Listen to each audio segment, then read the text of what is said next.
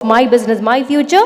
Moving upon, calling on the next speaker for the day, Srimati Ambika Ramesh, a dynamic personality who plays multiple and prominent roles at RG Group, married to Mr.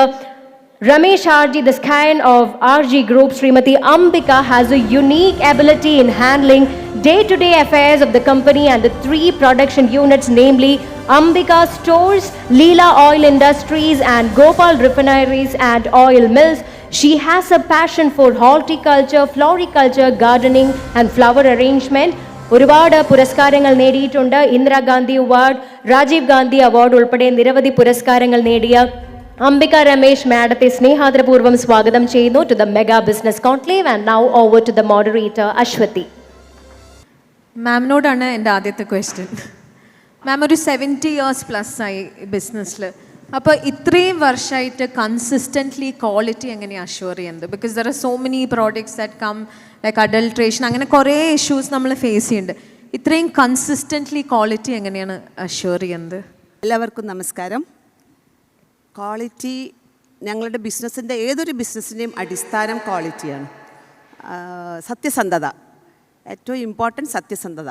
വളരെ ജെന്യൂനായിട്ട് പ്രൊഡക്ഷനും കസ്റ്റമേഴ്സിൻ്റെ സന്തോഷവും നമ്മൾക്ക് മനസ്സിലാക്കാൻ പറ്റുമെങ്കിൽ നമുക്ക് quality നമ്മൾ automatically നമ്മൾ quality maintain ചെയ്തു പോകും. Okay, so that's A very direct answer. കസ്റ്റമേഴ്സിനെ നമ്മൾ അറിയുകയാണെങ്കിൽ നമ്മൾ ക്വാളിറ്റി മെയിൻറ്റെയിൻ ചെയ്തു പോകും. മാം ഇപ്പോൾ ഫോറിൻ മാർക്കറ്റിൽ എൻട്രി ചെയ്തല്ലോ, എന്താണ് എക്സ്ട്രാ കെയർ എടുക്കേണ്ടത് നമ്മൾ ഫോറിൻ മാർക്കറ്റിൽ സപ്ലൈ ചെയ്യുമ്പോൾ? What are the extra things that you have to do in Kerala market? Foreign മാർക്കറ്റിൽ നമ്മൾ ഞങ്ങളുടെ ഒരു പ്രോഡക്റ്റിന് എക്സ്പോർട്ട് അല്ലെങ്കിൽ ലോക്കൽ മാർക്കറ്റ് എന്നൊരു വകതിരിവില്ല. ഞങ്ങളുടെ ഏത് കസ്റ്റമറും, അതായത് 100 ml എണ്ണ വാങ്ങാൻ വരുന്നവരും 110 എണ്ണ വാങ്ങാൻ വരുന്നവരെയും ഞങ്ങൾ ഒരേ കണ്ണുകൊണ്ടാണ് കാണുന്നത്. കാരണം വാല്യൂ നമ്മൾ അവർക്ക് കൊടുക്കുന്നുണ്ട്. പിന്നെ ഫോറിൻ മാർക്കറ്റിലാണെങ്കിൽ നമ്മൾ ആദ്യം തിരിച്ചറിയേണ്ടത് ക്വാളിറ്റിയെക്കുറിച്ചുള്ള അറിവ് തന്നെയാണ്. ഓരോ കൺട്രിയിലും വിവിധ രീതിയിലാണ് ഫുഡ് സേഫ്റ്റീൻ്റെ സ്റ്റാൻഡേർഡ്സ് വെച്ചിരിക്കുന്നത്. അപ്പോൾ നമ്മൾ സ്റ്റാൻഡേർഡ്സിനനുസരിച്ച് ഏറ്റവും നല്ല പ്രോഡക്റ്റ് സപ്ലൈ ചെയ്യുക എന്നുള്ളതാണ്. ഇപ്പം US-ലാണെങ്കിലും UAE-യിലാണെങ്കിലും വിവിധ രീതിയിലാണ് അവർ സ്റ്റാൻഡേർഡ് കീപ്പ് ചെയ്തിരിക്കുന്നത്. പിന്നെ ഏറ്റവും ഇമ്പോർട്ടൻ്റ് നമ്മുടെ ബയറുമായി നല്ല ബന്ധം സ്ഥാപിച്ചെടുക്കുക, അതാണ് ഏറ്റവും ഞങ്ങൾ ഫോക്കസ് ചെയ്യുന്നത്. പിന്നെ എപ്പോഴും അപ്ഗ്രേഡ് ചെയ്തുകൊണ്ടിരിക്കുക. ഫുള്ളി മെക്കനൈസ്ഡ് ആയിട്ടുള്ള വളരെ ഹൈജീനിക് ആയിട്ടുമുള്ള പ്രോഡക്ട്സ് നമ്മൾ ഉൽപ്പാദിപ്പിക്കാൻ ശ്രമിക്കുക. പാക്കിങ്ങിൽ വിവിധ രീതിയിലായിരിക്കും. ഇന്ത്യൻ മാർക്കറ്റാണെങ്കിലും എബ്രോഡ് മാർക്കറ്റാണെങ്കിലും പാക്കിങ്ങിൽ അവരുടെ ക്രൈറ്റീരിയക്ക് അനുസരിച്ച് സാധനങ്ങൾ കൊടുക്കാൻ നമ്മൾ തയ്യാറാവുക. താങ്ക് യു മാം. നമ്മൾ ഇവിടെ കുറേ ഓൺട്രപ്രണേഴ്സ് ഉണ്ട്. മുന്നേ ഒരു പാനലിസ്റ്റ് പറഞ്ഞു that even if you fail you have to keep going. അപ്പോൾ നമ്മൾ സ്ഥിരമായിട്ട് എല്ലാ ബിസിനസ് സ്റ്റോറീസിലും we always hear success stories. But as an entrepreneur myself we know that we failed a lot of times before we reached here. So tell us if you could share with us one learning or one failure that has made you or empowered you more. Somewhere where ശരിക്ക് വീണിട്ട് അവിടുന്ന് എണീച്ച് you worked more. If you can share something with the audience, because I'm sure ഇവിടെ പലരും they are at that verge where ഇനി ചെയ്യണോ, ഇനി ഞാൻ അങ്ങോട്ട് പോകണോ എന്നുള്ളൊരു ബ്രിങ്കിൽ നിൽക്കുന്ന ആൾക്കാർ ഇവിടെ ഉണ്ടാവാം. For them a motivation.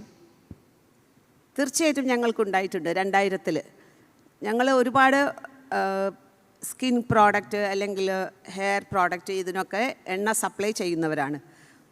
ഞങ്ങളൊരു സപ്ലയർ വളരെ വിപുലമായ രീതിയിൽ ഒരു ഹെയർ പ്രോഡക്റ്റും സ്കിൻ പ്രോഡക്റ്റും എടുക്കുന്നതായിട്ട് ഞങ്ങൾക്കറിയാം.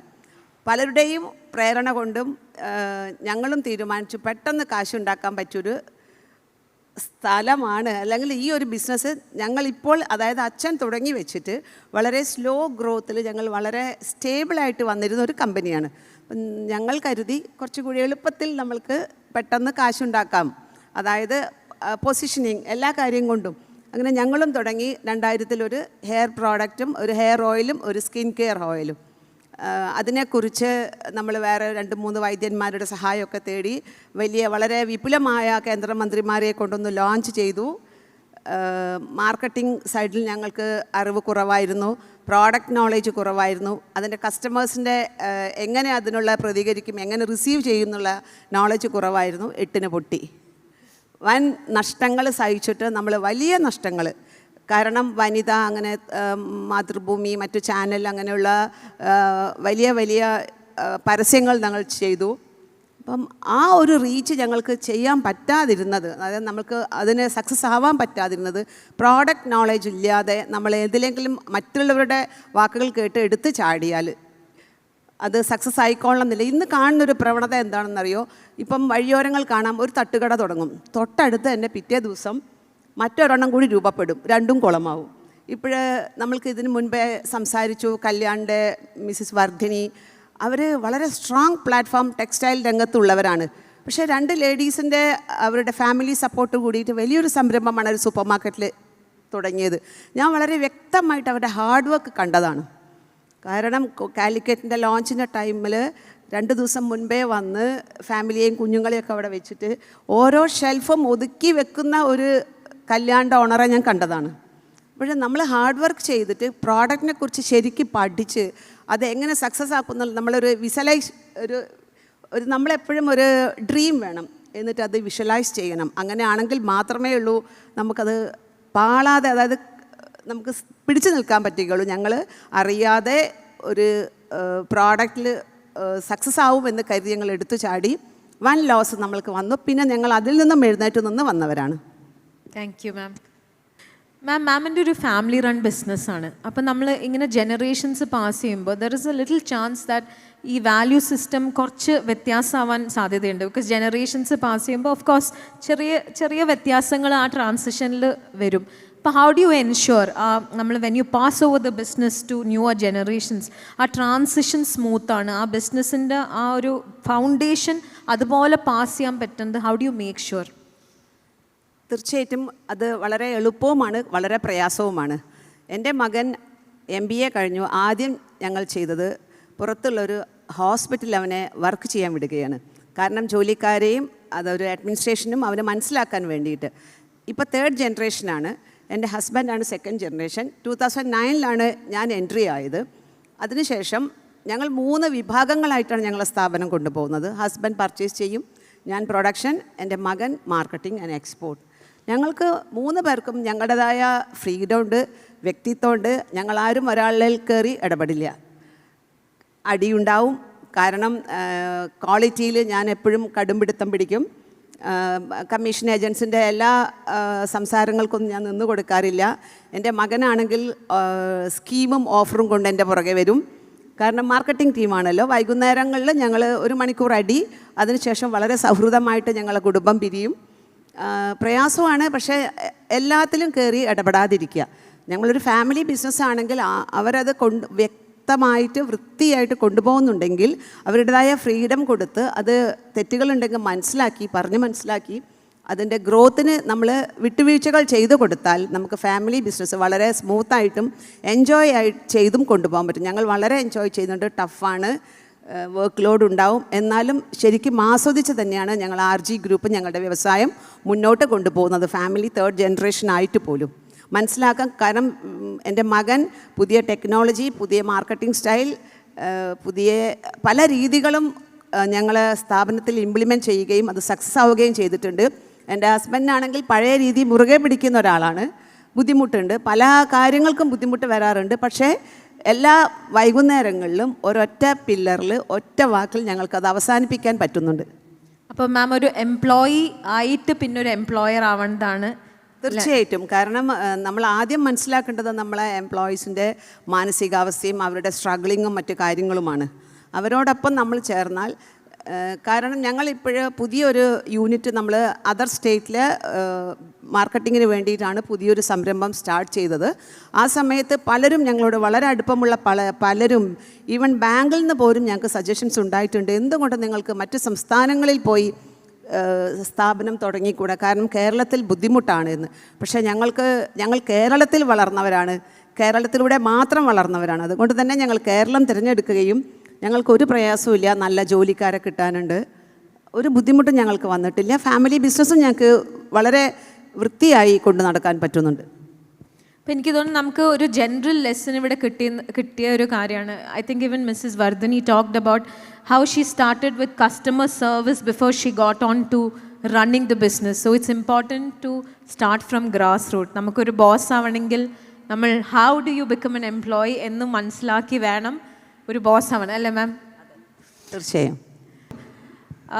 Just out of personal curiosity, എനിക്ക് ജസ്റ്റ് ഒരു curiosity, if there is one business that you want to start personally, ഭയങ്കര ഇഷ്ടമാണ് ഇങ്ങനത്തെ ഒരു വെഞ്ചർ, ഇങ്ങനത്തെ ഒരു ബിസിനസ്സിൽ എനിക്ക് എപ്പോഴും ആഗ്രഹമുണ്ട് എന്നുള്ളൊരു ബിസിനസ് ഉണ്ടായിരുന്നെങ്കിൽ, ഇതുവരെ ചെയ്തിട്ടില്ല, മേ ബി ചെയ്യൂല, പക്ഷെ അങ്ങനത്തെ ഒരു ബിസിനസ് ഉണ്ടെങ്കിൽ മാം എന്ത് ബിസിനസ് ആയിരിക്കും ചെയ്യുക?